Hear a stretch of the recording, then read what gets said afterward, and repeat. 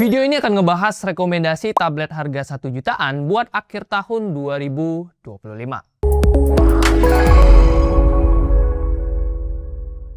Yo guys, Ragadget bersama Rah Krisna di sini, dan kali ini kita akan memberikan rekomendasi tablet harga 1 jutaan buat di akhir tahun 2025. Nah, kita akan ngasih 5 tablet rekomendasi sekaligus ya, yang mana udah kita sesuaikan juga dengan harganya. Jadi meskipun kategorinya 1 jutaan, tapi kan ada 1 jutaan kecil, ada juga 1 jutaan besar. Nanti kita bisa menemukan tablet yang harganya 1 juta pas, ada juga tablet yang harganya di 1,8 tapi udah oke buat bermain game. So pastikan aja kalian simak videonya sampai habis atau gunakan chapter yang udah kita sediakan. Oke, terima kasih. Kita langsung aja ke tablet yang nomor 1.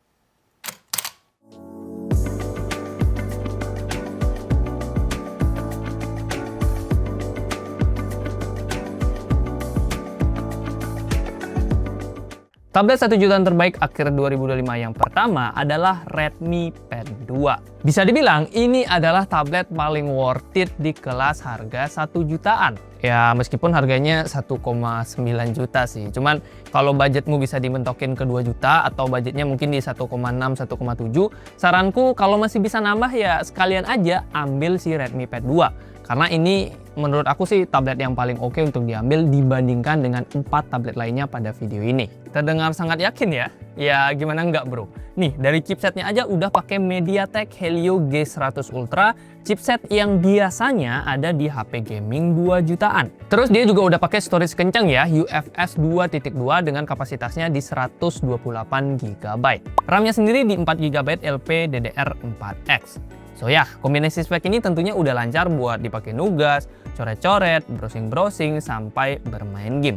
Main COD Mobile bisa dapetin stabil di 60 fps, Aspal Legend bisa dapetin 60 fps, dan Genshin Impact di 38 fps. Soal layar, Redmi Pad 2 ini juga menjadi salah satu yang terbaik ya untuk kelas tablet harga 1 jutaan. Ukurannya juga lega, 11 inch IPS dengan resolusi tajam 2,5K. Gak cuma itu, refresh rate-nya udah 90 Hz dengan tingkat kecerahan yang lumayan di 600 nit. Layar tablet kelas 2 jutaan, bahkan beberapa tablet 3 jutaan juga layarnya sama kayak gini. Jadi ini udah melebihi apa yang kita bayar, kualitas layarnya. Baterainya juga gede ya, 9000 mAh dengan 18 watt fast charging. Untuk kamera ada 8 megapiksel di belakang dan 5 megapiksel di depan. Bobotnya juga cukup ringan di 510 gram dengan tebalnya di 7,36 mm.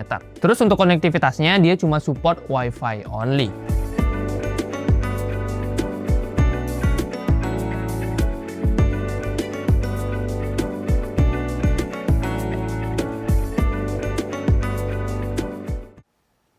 Tablet 1 jutaan terbaik selanjutnya adalah Infinix Xpad. Dengan harga yang terpaut 100.000 lebih murah, Infinix Xpad di harga 1,8 juta bisa menjadi alternatif dari si tablet nomor 1 tadi. Khususnya buat kamu yang butuh tablet yang bisa SIM card 4G. Yes, Xpad ini udah support jaringan 4G yang mana berbeda dengan Redmi Pad 2 sebelumnya yang hanya Wi-Fi only. Nah kalau soal spesifikasi dan juga performa sih sebenarnya udah tergolong oke juga, cuman ya belum sekencang si Redmi Pad 2, terutama dalam urusan gaming. Chipsetnya pakai MediaTek Helio G88 dengan Mali G57 MC2, RAM-nya 4 GB LPDDR4X, dan storage-nya 128 GB eMMC 5.1. Memang secara kecepatan, si eMMC 5.1 ini ya tentunya masih kalah jauh dengan UFS 2.2.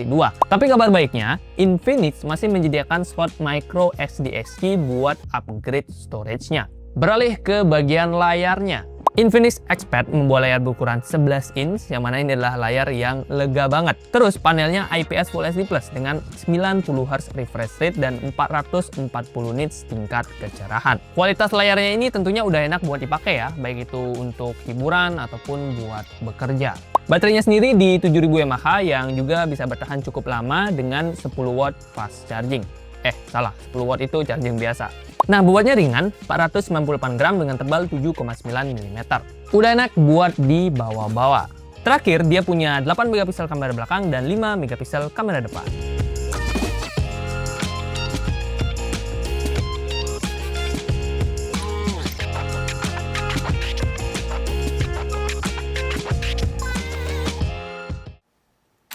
Tablet 1 jutaan terbaik selanjutnya adalah Advan Tab A10. Ini adalah tablet termurah pada list kali ini. Yes, harganya 1 juta pas guys. Bahkan kalian bisa dapetin harga yang even lebih murah kalau lagi ada promo di Shopee. Mungkin nanti di 12.11 bisa harganya 900.000, bahkan 800.000. Ya bisa kalian cek aja di keranjangnya YouTube Shopping, siapa tahu harganya beneran lebih murah. Well, dengan budget yang minimalis tersebut, kita udah bisa dapetin tablet yang udah oke buat hiburan ataupun buat dipakai belajar oleh anak ataupun adik. Ukuran layarnya juga gede guys, di 10,1 inch. Udah gitu, panelnya IPS Full HD dengan 60 Hz refresh rate. Spek layar yang tentunya udah bagus buat kelas harganya. Udah enak buat dipakai nonton kartun anak-anak ataupun buat belajar online. Nah, secara performa, Advan Tab A10 ya sesuai harganya. Chipsetnya yang dipakai adalah Allwinner A523 dengan Mali G57MP1, RAM-nya 4GB LPDDR4X, dan storage-nya di 64GB. Kalau dirasa kurang, storage-nya ini masih bisa kita upgrade berkat adanya slot micro SD. Kombinasi spek ini menghasilkan skor 205.000 poin di Antutu versi 10. Artinya, udah oke buat keseharian, meskipun ya belum oke buat gaming. Tapi kalau gamenya kayak Subway Surfer ataupun Candy Crush ya masih bisa main game tersebut di tablet ini. Baterai adalah salah satu faktor yang agak kurang dari tablet ini. Kapasitasnya ya pas-pasan aja di 5000 mAh dengan charging 10 watt. Untuk kamera juga ala kadarnya, ada 5 megapiksel kamera belakang dan 2 megapiksel kamera depan. Terus untuk jaringan dia juga cuma support Wi-Fi only.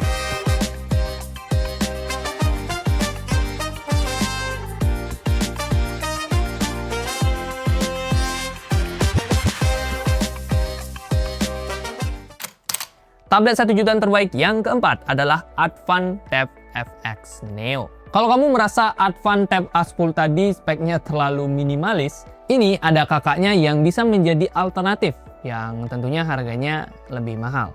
Dengan merogoh kocek 400.000 lebih mahal, kita dapat upgrade hampir di semua bidang. Mulai dari chipsetnya, udah pakai Uni SoC Tiger T606 dengan Mali G57MP1, RAM-nya 4GB LPDDR4X, dan storage-nya lebih lega 128GB tipe UFS 2.0.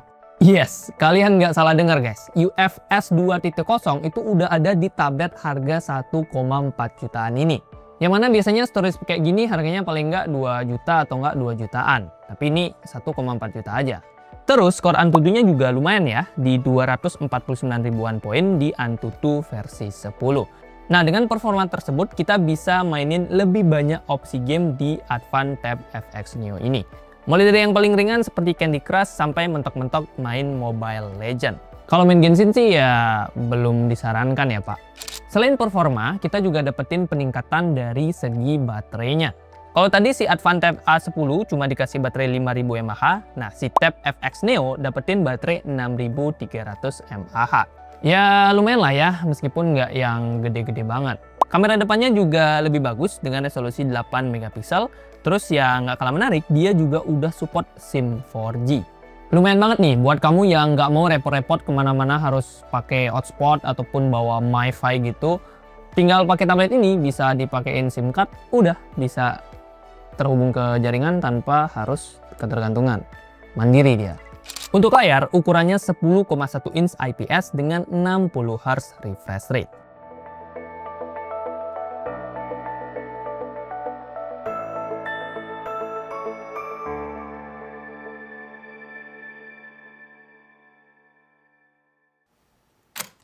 Tablet 1 jutaan terbaik yang terakhir adalah Advan Tab V8.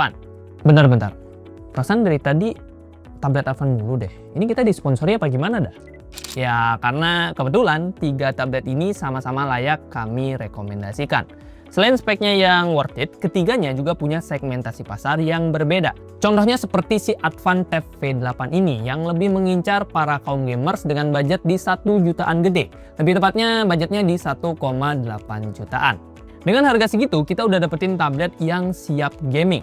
Chipsetnya pakai MediaTek Helio G99 dengan Mali G57MC2, RAM-nya langsung 8GB LPDDR4X, dan storage-nya 128GB tipe UFS 2.2.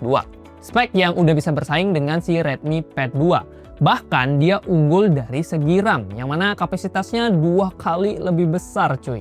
Otomatis skor Antutunya juga cukup tinggi di 383 ribuan poin. Nah, dipakai main Genshin di settingan lowes 60 fps bisa dapetin rata-rata 35-40 fps. Mobile Legends di settingan high bisa stabil di 60 fps dan PUBG Mobile di settingan balance ultra bisa dapetin 40 fps. Lanjut ke bagian layarnya.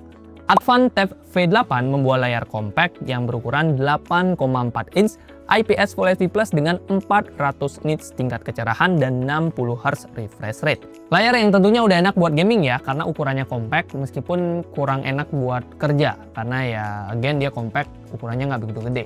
Baterainya juga pas-pasan ya, 5500 mAh dengan 10 watt charging. Nah, untuk bobot dia cukup ringan di 313 gram yang bikin tablet ini jadi makin PW buat digenggam ataupun buat dibawa-bawa. Kamera belakangnya 13 megapiksel dan kamera depan di 5 megapiksel, plus dia juga sudah support SIM 4G, jadi bisa internet secara mandiri.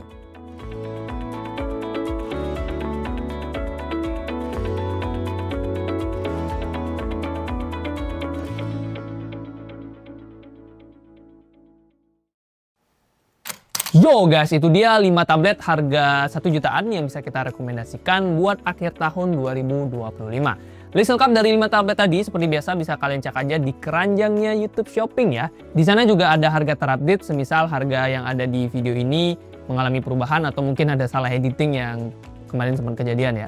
Jadi mending kalian cek aja untuk harga di keranjangnya YouTube Shopping biar dapat harga yang paling akurat. Dan di sana juga biasanya ada promo ya, apalagi menjelang 12/12 ataupun akhir tahun yang eksklusif dari YouTube Shopping. Dan mana promo ini bisa didapatkan dengan klik keranjangnya dan nanti bisa kalian cek aja promonya masih ada atau enggak di aplikasi Shopee kalian. Nah, kalau kalian masih ada masukan, pertanyaan atau apapun silahkan drop juga di kolom komentar.